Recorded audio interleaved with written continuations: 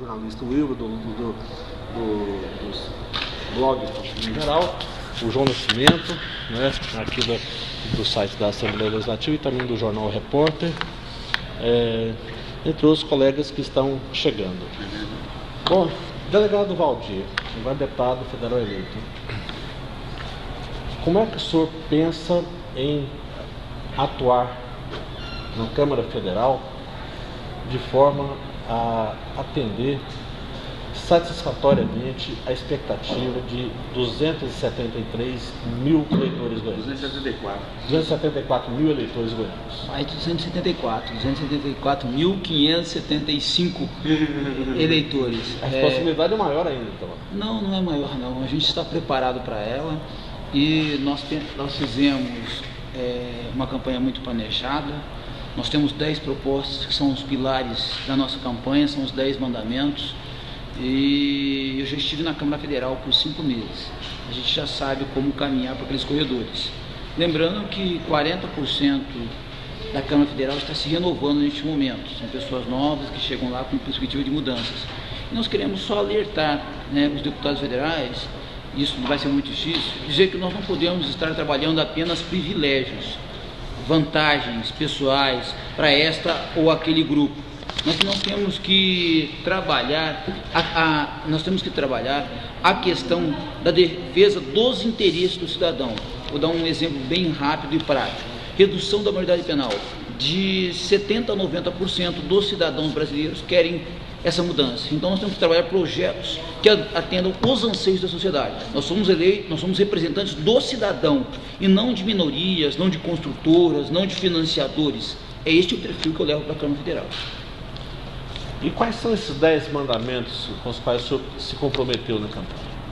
Reforma do Código Penal, o trabalho obrigatório para o bandido, a redução da maioridade penal, a questão que o preso indenize a vítima, a questão de que o preso pague pela estadia dele na cadeia, que a cadeia deixe de ser parque de diversão, endurecimento do Código de Trânsito. Então nós temos compromisso, as creches noturnas para as mulheres que trabalham em estudos. Então nós temos uma série de comprometimento com a sociedade. Fizemos esses 10 mandamentos e nós vamos atendê-los de forma prioritária. É claro, além de outros projetos de muito interesse. Ontem foi o dia do professor. Nós temos a necessidade de fazer um estatuto do aluno. Hoje o professor tem regra, temos o estatuto da criança, mas o aluno não tem regra, seja da escola particular ou privada. Então nós temos que endurecer a vida do aluno para que ele volte a ter respeito pelos pais e pelos professores. O senhor falou da inclusão e da indenização da vítima pelo bandido.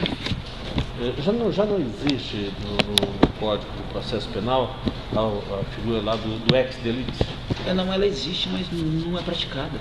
Você me conta um caso que você já assistiu de uma indenização concreta de um bandido pela vítima. Eu penso a diferença, a indenização. Vou dar exemplo prático, porque eu venho muito eu saio um pouco da teoria e vou muito para a prática da minha vivência policial. Vou dar um exemplo para você muito simples. O bandido arrebenta a porta da casa do cidadão lá da região noroeste. Arrebenta a porta custa R$300, leva a TV dele de R$1.300. O que acontece? O bandido cai na delegacia, ele não tem obrigação de indenizar a vítima em nenhum momento. A vítima vai esperar o trânsito em julgado do processo, depois de 10 anos, pode ser que ela receba ex-delite. Pode ser, nunca acontece. Nós precisamos criar uma fórmula concreta, nem que seja com alteração constitucional, de que vincule a manutenção dele na cadeia com a indenização. Nós temos que passar a mexer no bolso do bandido. Eu acredito que essa seja uma das formas. Eu trabalhei na delegacia de trânsito, onde lá nós fizemos a interpretação da lei na questão da fiança, passamos a arbitrar fiança de 25% do valor do veículo para aqueles motoristas que caíram embriagados, mexendo no bolso do criminoso de trânsito. Isso resolveu, reduziu muito o número de mortes em Goiânia, os motoristas pararam de beber, usaram táxi. Então nós temos que achar formas alternativas. A cadeia é uma delas, eu tenho certeza disso, mas nós precisamos achar formas alternativas para que o bandido sinta que foi punido, e nada melhor do que mexer no bolso dele. Delegado Valdir, João Nascimento. E qual que é a sua posição com relação à pena de morte? Em relação à pena de morte, eu penso o seguinte, que deve ser levada para um plebiscito. Vamos pegar o caso desse desse criminoso apresentado hoje pela Polícia Civil como autor de mais de 40 mortes. No meu ponto de vista, não teria outra pena senão a pena de morte para ele, desde que nós tenhamos provas concretas, materializadas. Isso já existe em outros países, a pena de morte já existe em outros países, não é uma novidade brasileira. Também defendo a pena de morte no sequestro com morte, no roubo com morte, no traficante na residência, na extorsão com morte, no estupro com morte. Mas eu acho que isso nós devemos discutir com a sociedade. A sociedade é que tem que decidir isso, através de um plebiscito, ou prisão perpétua ou pena de morte. Eu acho que é uma questão que tem que ser discutida pela sociedade, porque nós apenas somos instrumentos do cidadão, do legislador. Nós somos apenas instrumentos. Nós devemos atender à vontade do cidadão, do povo, daquele que paga o salário do deputado, do senador, da presidente. Eu acho que assim nós faríamos nosso país mais justo e mais igual, que a nossa Carta Magna é clara: todos são iguais perante a lei, e é bíblico, né, a necessidade de você punir aquele que furta com o furto, aquele que mata com a morte. Isso daí é bíblico, só falta a questão da adequação legal. E se convidado, você aceitaria ir à Secretaria da Segurança Pública? Não. Por quê? Não aceitaria. Eu fui escolhido para ser deputado federal. As pessoas depositaram quase 280 mil votos do delegado Valdir para fazer as mudanças da lei. Nenhum secretário de segurança hoje no país tem condições de oferecer um serviço de qualidade para o cidadão se não tiver uma mudança legislativa urgente. Como que a gente vai manter bandido na cadeia com o Código Penal de 1940? Código Processo Penal de 84, Estatuto do Adolescente de 90. Então é vergonhoso o modelo que nós temos hoje. Uma Constituição de 88, uma Constituição política. Não foi uma Constituição cidadã, foi uma Constituição política, vindo de uma ditadura militar, onde exacerbou nos direitos, esqueceu das obrigações. Tem uma pergunta, por favor. O Código Penal de que data? 1940. 1940. Algumas perguntas. O senhor disse sobre a redução da maioridade penal. Menos de 1% dos jovens abaixo de 18 anos cometem crime. Menos de toda a população, menos de 1. Para que reduzir? A Constituição é muito clara. Todos são iguais perante a lei. Eu vejo a seguinte questão. Nós temos modelos, o modelo americano e o modelo inglês, extremamente resolvido e de qualidade, onde lá, a partir do momento que o adolescente mata, ele responde pela conduta. A partir do momento que ele sabe que uma arma, um adolescente de 12 anos, se ele atira na cabeça de um comerciante, de um cidadão, ou se ele está vendendo drogas, ou se ele estuprou uma jovem, ele responde por essa conduta, como adulto fosse. É claro que eu não defendo que se misture o preso, o bandido juvenil com o bandido adulto. Eu tenho um modelo pronto, onde você deveria construir presídios juvenis, separar por idade, 12 com 12, 13 com 13, 14 por 14, e por natureza de crime, homicídio, tráfico, roubo. Mas, vou mais longe, neste modelo que eu defendo, o adolescente acordaria num regime semi-militarizado, acordaria às 6 horas, das 6 às 8, atividade física para gastar energia, das 8 às 13, atividade estudantil, das 14 às 19, trabalho, que trabalho faz bem para a saúde, à noite, profissionalização, de segunda a sábado, domingo, esportes e religião. Deputado, tem só um grande problema. Certo. O senhor citou os Estados Unidos e outras coisas, né? Mas a cultura, o desenvolvimento histórico foi diferente. Porque aqui nós estamos saindo da escravidão. Nós temos ainda vários setores que são escravistas. Então a diferença é muito grande culturalmente. Eu discordo. Eu diria para o senhor o seguinte: nós somos a 6ª economia do mundo. Nós queremos crescer, nós queremos ser um país desenvolvido. Então, se nós queremos mudar, nós devemos aproveitar o que tem de bom no mundo. Nós temos que parar desse paternalismo. Na prática, a nossa legislação ao longo do tempo, inclusive o Estatuto do Adolescente, tem sido feito por sociólogos e juristas, distantes das realidades que nós vivemos na periferia. Eu vim da periferia, eu vim do gueto. Nos últimos 14 anos em Goiás, eu só trabalhei nas regiões mais violentas. Novo Gama, Lusiânia, Planaltino de Goiás, em torno de Brasília. Os pais estão indo nas delegacias entregando os filhos, porque o Estatuto do Adolescente acabou com a autoridade do pai. Nas escolas, os professores estão sendo ameaçados. Alguns são agredidos, violentados. Por quê? Por causa de uma legislação extremamente paternalista, que acham que nossos adolescentes são anjos. Alguns adolescentes merecem a dureza da lei. Eles escolhem esse caminho. Não é eu que escolho. Eu escolhi. Eu vim de uma família humilde. Eu poderia ter escolhido. Paraná, eu vim de uma família humilde. Minha mãe era zeladora, 5 filhos. Eu sou o único formado. Eu tive a opção de usar droga, de ser um bandido. Não, eu escolhi a opção de ser delegado. Estudei, me formei com 34 anos e hoje estou aqui. As pessoas têm chance e oportunidade na vida. Aqueles que querem escolher o mundo do crime devem ser punidos com a dureza da lei. Sei, mas outra pergunta para o senhor. O senhor falou que nós somos a 6ª economia do mundo, mas o dinheiro fica na mão de poucos. A população, entendeu? Não tem. Então é um pouco diferente de falar em 6ª economia, entendeu? Mas não dá. A economia, essa 6ª economia não chega a todo mundo, a todos os brasileiros. Agora, só mais uma pergunta. O senhor não acha que o senhor estaria fazendo uma antipolítica, pensando assim? Na verdade, eu acho o seguinte, que nós somos a 6ª economia do mundo.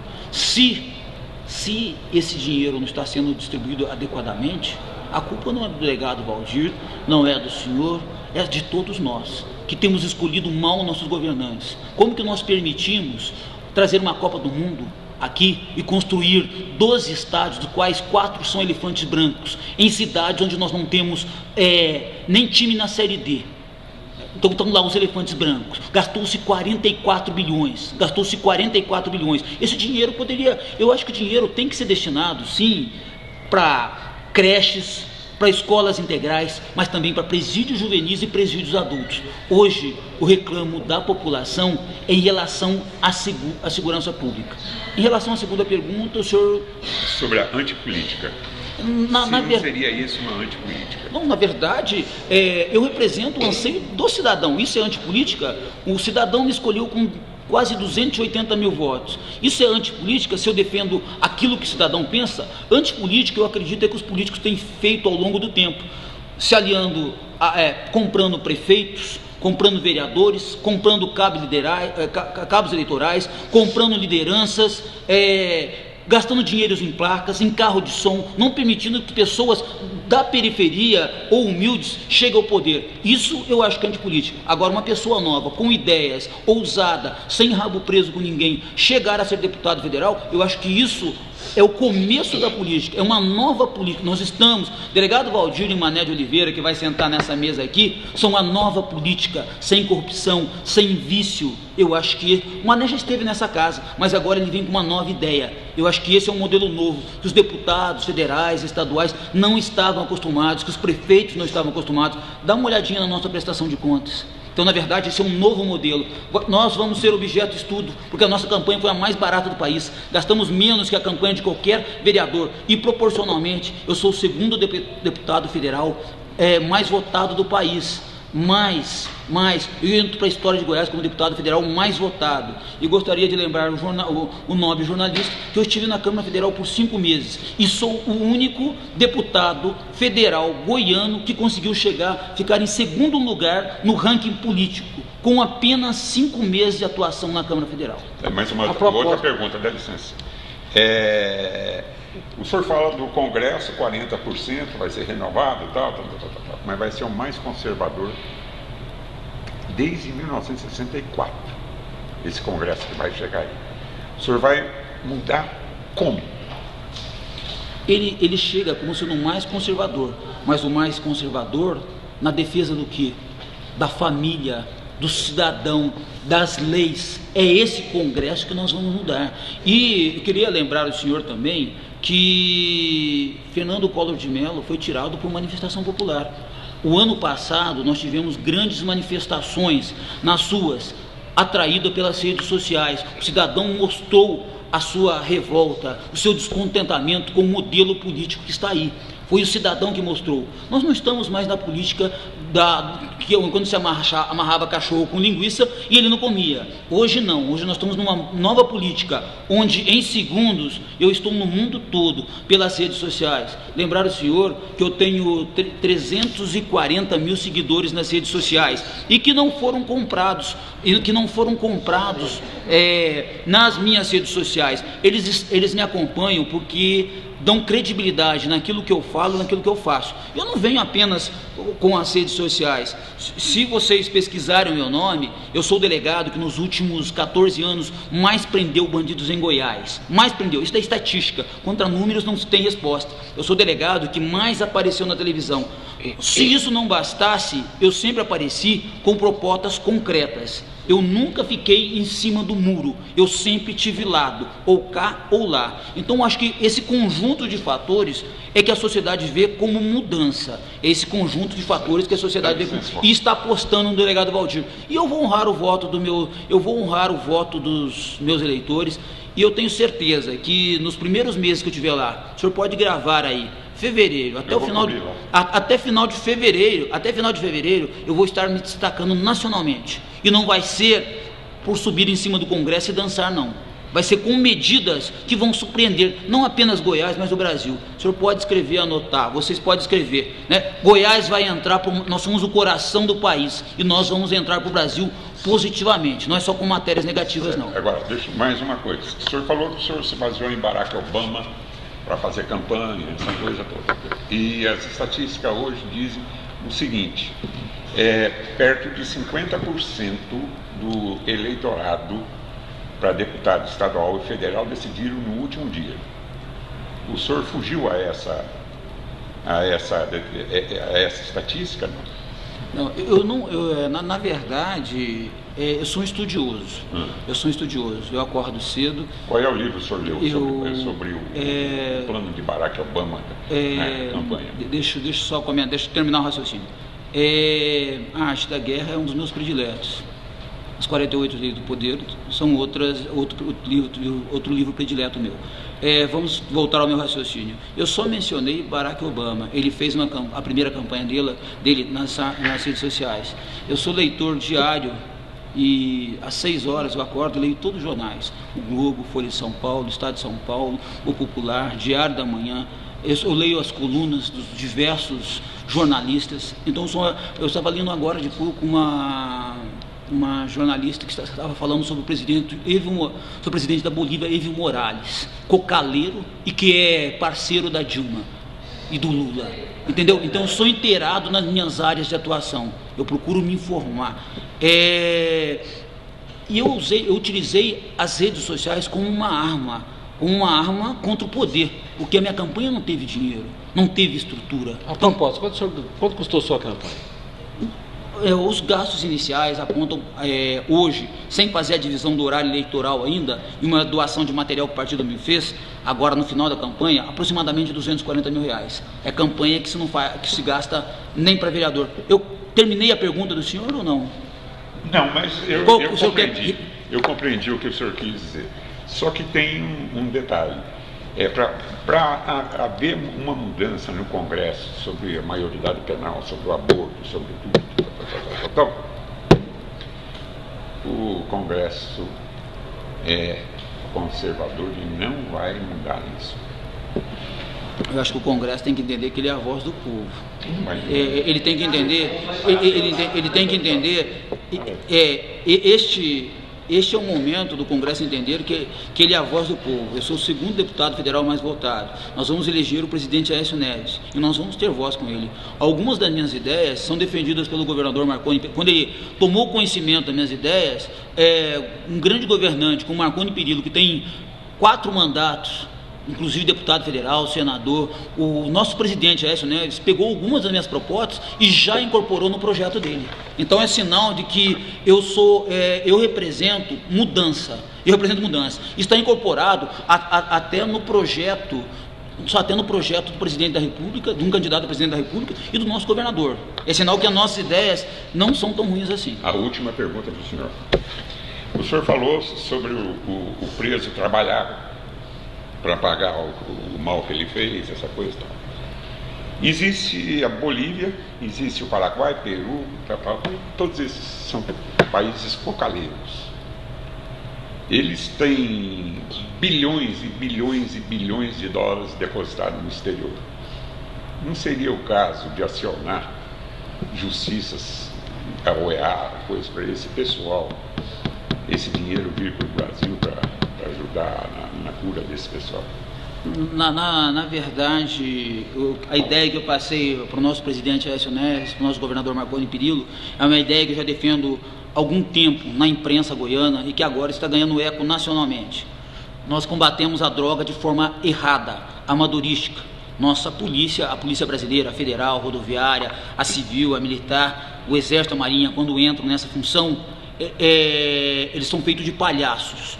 Não se combate a droga na distribuição. Se você quer acabar com as galinhas, você não adianta sair catando todos os ovos. Você tem que matar todas as galinhas. Da mesma forma, se você quer acabar com a droga ou reduzir a quantidade dela, nós temos que combatê-la na plantação. Hoje, os carros brasileiros vão para o Paraguai e para a Bolívia, todo mundo sabe disso. Hoje, mais de 50 mil jovens morrem por ano no Brasil em razão da droga. Isto é uma questão de soberania. Nós estamos investindo na estrada da coca, na transcocaleira na Bolívia, é uma questão de soberania. Nós estamos mandando o nosso dinheiro para o Paraguai, uma fortuna para o Paraguai para financiar obras lá e perdoando dívida desse país, é uma questão de soberania. Então nós devemos trabalhar mais duramente e fazer como os Estados Unidos fez, implantou na Colômbia uma base e a partir dessa base lá ele tem combatido a droga na planta. O Brasil tem que fazer uma política internacional, onde ele interfira na política internacional da Bolívia, ou na Bolívia, ou no Paraguai. Um debate que eu fiz outro dia com os defensores da liberação da droga, eles até me falaram, delegado Valdir, mas você quer interferir na história da Bolívia? Não. Lá os índios mastigam a folha de coca há muitos anos. Falei para ele, vamos mandar o chiclete brasileiro para eles mastigarem e nós vamos resolver o problema deles. Então é muito simples, o que está faltando é coragem política. Nós não dependemos do Uruguai ou do Paraguai ou da Bolívia, eles que dependem de nós, e falta coragem política e decisão política para fazer as mudanças. Não podemos, mata-se no Brasil hoje mais que em qualquer guerra do mundo. Este vai ser uma das lutas minhas, reduzir o número de mortes no país, e vocês vão se surpreender com as nossas atitudes nesse sentido na Câmara Federal. Nosso colega Edrez aqui da TV Assembleia. Deputado, vou fugir um pouco desse assunto aqui agora. O senhor disse que veio de uma família humilde, se formou com 34 anos, se tornou delegado. Como que surgiu essa ideia do senhor entrar no meio político? Na verdade, o meu pai foi vereador, lá no interior do Paraná. Eu não sei se isso é genético, mas fora essa pequena observação, em Goiás eu trabalhei nas cidades mais violentas. E conversando com o cidadão, eu vi a necessidade